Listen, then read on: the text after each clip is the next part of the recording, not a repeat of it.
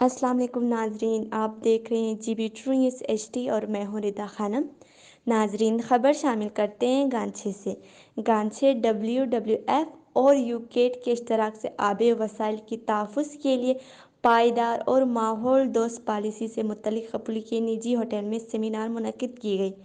اس seminar میں United kingdom add کے تعاون سے WWF پاکستان کے زیر نگرانی گلگت بلتستان میں کیے جانے والے WRAP پروجیکٹ کی اقراص و مقاصد اور اس کے پائلٹ پروجیکٹ کے بارے میں بریفنگ دی گئی۔ اس سیمینار میں ضلع گانچھے کے تمام محکموں کے سربراہان نے شرکت کی۔